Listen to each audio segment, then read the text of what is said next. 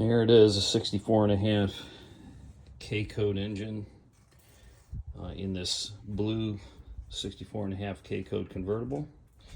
I'm going to run across some of the things here that make this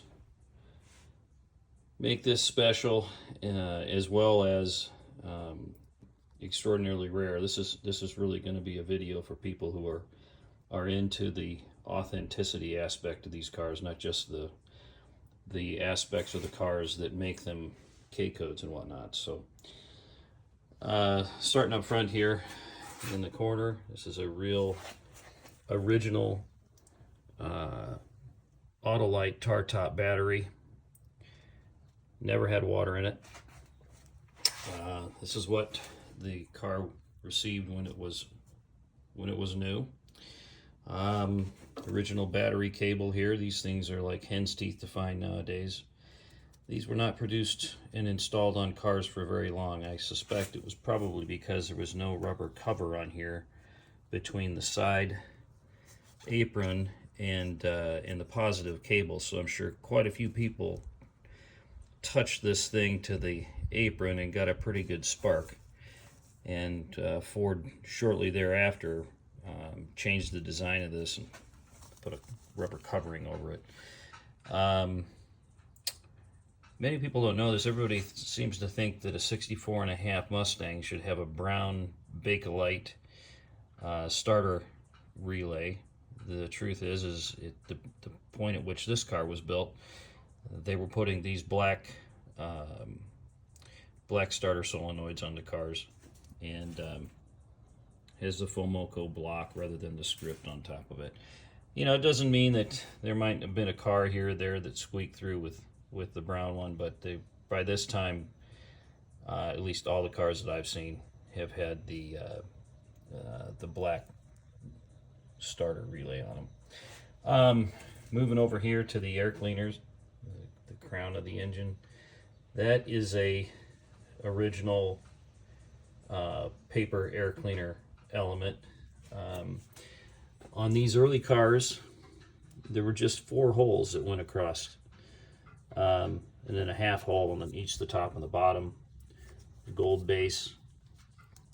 I talk about this in the book a little bit. There's just a couple of different shades of gold that had different meaning as far as the type of assembly it was, whether it was for a closed emission or an open emission system. But you can read that in the book. Here we have a set of original plug wires. These things are very difficult to find now. This orange color printing on the wires. There were also wires that were white with the printing, and some that even had different colors, but that different color smearing, examples I've seen of that are all later in production. At this time of production, this is what Ford said that was supposed to be on this car. Down here we have an original coil. Pretty cool little feature. Unfortunately, I think Ford discovered that having the coil mounted on the intake manifold, particularly for hot climates, is not too good for the coil. And later in production, they moved this to the front.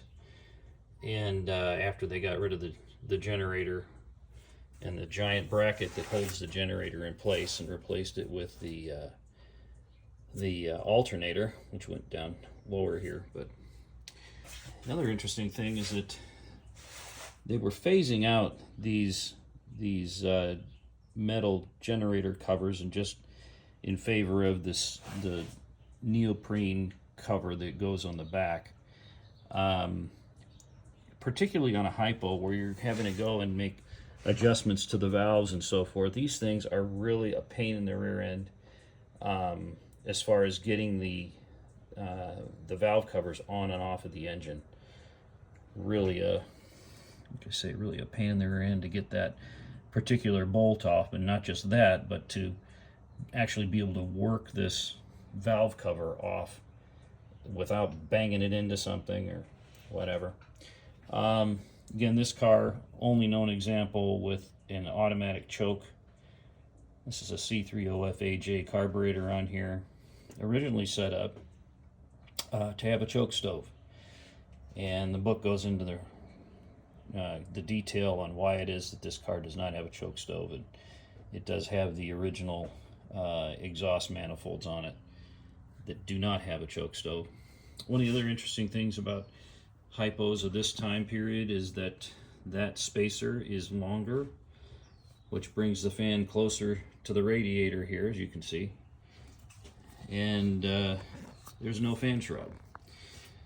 And I have examples of cars built well into late July, still no fan shroud installed.